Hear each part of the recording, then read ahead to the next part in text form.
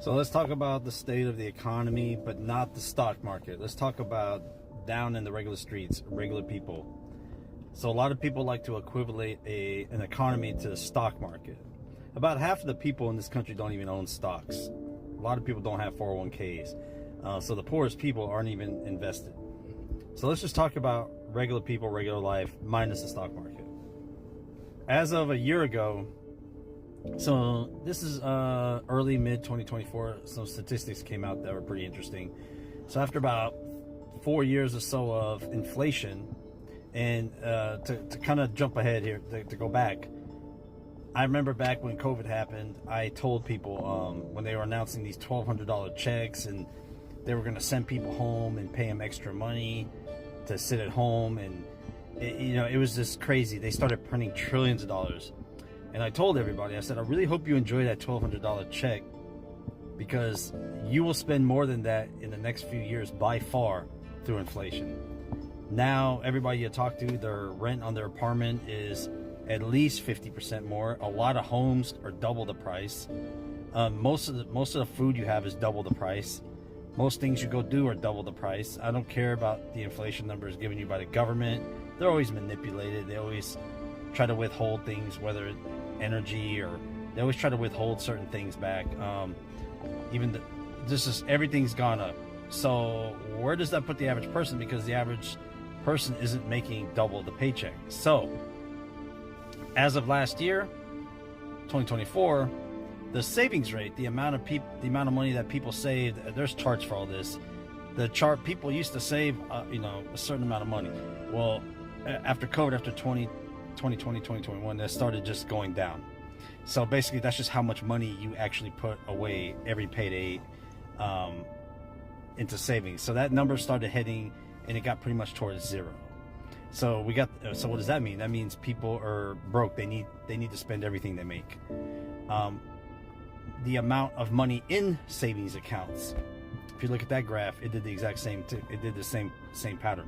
That money started dwindling, and there was some kind of a metric that came out that said people were spending somewhere around $300-400 a month from their savings accounts, the average family, just to pay bills over the last 4 years. So inflation has just destroyed everything, to where any wealth people had built up, any savings, it just got depleted to nothing. Then in 2024, another statistic came out, said 66% of Americans, for those that don't understand math very well, that's exactly 2 out of 3 people. So 2 out of 3 people, right?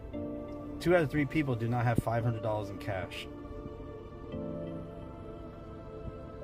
Now, that's not talking about equity in homes or anything. The people with equity in their homes probably do have the $500 in cash. Those are your boomers, the people over 40, 50. So it's very interesting. So you basically have an entire society, and then credit card debt surpassed $1 trillion easily. I think in 2008, when we had the housing crash, credit card debt got up to $800-something billion cumulative, and we're well over $1 trillion now, I believe.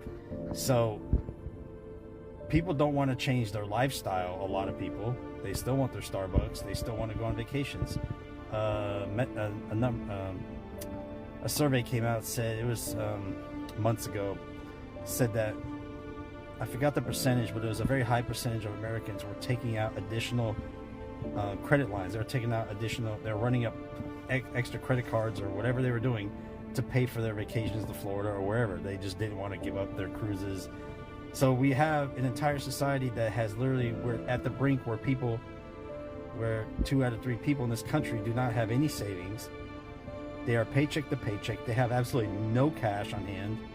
They're one disaster. They're one flat tire. They're one whatever from losing their apartment, being homeless. It just makes you wonder, like, how sustainable is this? So, and I would like to argue with anybody that says that, oh, the economy was amazing up until just a few months ago. Now it's all hell. I will promise you, the economy was not amazing, and nothing was good. Nothing was good. So people are broke. So that's the general theme here. People are broke and they're in massive debt. I'm also, on top of my job, I'm also a realtor. So I do real estate on the side. I'm in the middle of a deal right now, and I think last year's about 70% of all real estate transactions in this country were done by people 50 and over, and that's your boomers. Those are the only people with equity. People under 50 are strapped, they're broke. So where does this leave us? I don't know. Where does it leave us? It's interesting. I don't know where this goes forward. People are broke. As I'm growing older, I'm just seeing like all these jobs I work at like don't really mean much. Like it just helps pay my bills and helps me like stay afloat and pays for the roof on my head, but it's like, what else does it give? And I think that's what a lot of people are realizing is like you get like 25 or 30 bucks an hour, if not more, maybe even 100 grand, but it's like, shit, what can I get with it when everything is so expensive these days? Houses are 500 grand and they're shitty. In some areas maybe 300 grand, and depending on the area, but it's like, is it really worth it for some house? You're paying so much for just like to live or like own something, and like all these taxes and insurance and bills. It's just like, holy shit, what am I even working for? And that's why I'm just seeing like a lot of homeless people like that just give up. Like it's crazy. This is just a video saying like fuck 2025. I don't know if anyone else has absolutely hated this year, but I hate this year. This year can go so good. I thought this was gonna be a great year for me. A full year at my new job, making better money, living life. But making better money doesn't help when everything just happens to go wrong with my whole body. And my car, which mind you, my car's 2020 with 39,000 miles on it. Having all these weird starting issues. I got a broken windshield now. How the fuck did that happen, you ask me? I don't know, but guess what day it happened? A day where I was getting a procedure done to have my cyst removed. Like, it's basically like, it's like, here you go, you have to spend so much money, but guess what? Here's more money to spend. Mind you, these new cars are like fancy dancy schwancy, so it's like, my windshield has that sensor, all the sensor shit in it, so it's like, I have to get it done at the dealership. I have to. Can't call Safe Light Repair, Safe Light Replace. I love to call Safe Light Repair, Safe Light Replace, but they ain't gonna replace shit because I need a sensor, and it's, I am so over this year. I'm currently in my bestie's house, watching her cat, having myself a fribbin' drink, and I already told myself I wasn't gonna have a drink today, but I'm pissed.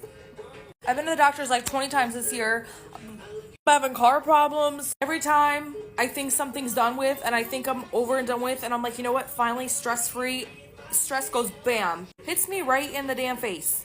Like, these type of moments make me really wish I was on my my parents' insurance.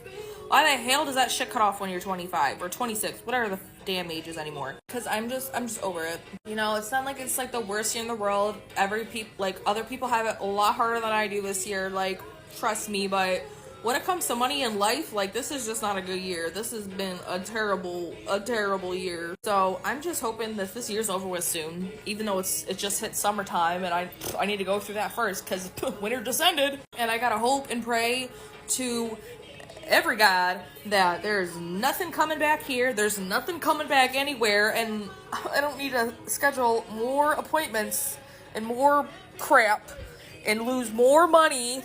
That's the end of my rant. I hope everyone, I could keep going, but I hope everyone has a happy dappy hump day.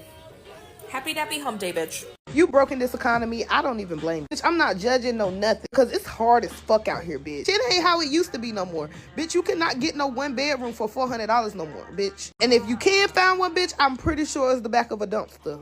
Because I know for a fact you not getting shit with no $400 a month. That shit at least starting at fucking $1,200, bitch. Like, then don't get me started on the fucking car notes. Some people out here paying $700 fucking dollars. They stupid, ain't they? It's just like everywhere you fucking turn, it's bills. Bitch, can we get a remix, bitch? I'm sick of this. Bitch, phone bill, then you gotta eat, and then if you don't got food stamps, oh Lord Jesus, your life is fucked, bitch, because I can't get food stamps. I don't have no kids, you feel me? And, oh, Lord Jesus. If you not trapping, scamming, or a business owner, bitch, you not getting nowhere. I'ma just be honest with you, you're not getting nowhere.